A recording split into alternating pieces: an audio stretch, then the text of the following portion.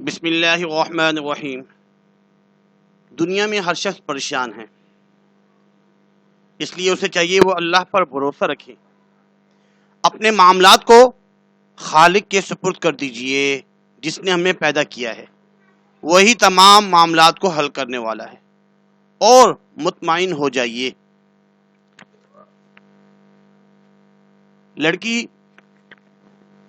یہ گمان کرتی ہے کہ اس کی شادی نہیں ہوگی، عورت یہ گمان کرتی ہے کہ وہ ماں نہیں بنے گی، نوجوان سوچتا ہے کہ وہ فقیر اور مفلس ہو جائے گا، بوڑھے سوچتے ہیں کہ وہ بیماریوں میں گرفتار ہو جائیں گے، طالب علم سوچتا ہے کہ وہ کامیاب نہیں ہوگا، اچھے نمبروں سے کامیاب نہیں ہوگا۔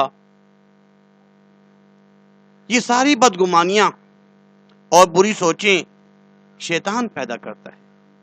اس لیے آج کی نصیحت یہ ہے کہ ہم اللہ پر بھروسہ کریں اور اپنی سوچوں کو بدلیں۔ قرآن میں اللہ پاک فرماتے ہیں وَمَن يَتَوَكَّلْ عَلَى اللَّهِ فَهُوَ حَسْبُهُ، اور جو اللہ پر بھروسہ کرے تو وہ اس سے کافی ہے۔ اگر ہم اللہ پر بھروسہ کریں گے، اللہ پر توکل کریں گے تو اللہ ہمارے لیے کافی ہوگا۔ آج کے لیے اتنا ہی کافی ہے۔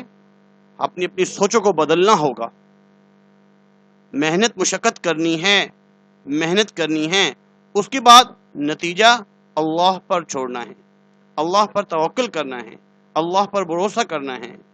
انشاءاللہ اللہ رب العزت کوئی بہتر حل نکالیں گے۔ جزاکم اللہ خیر۔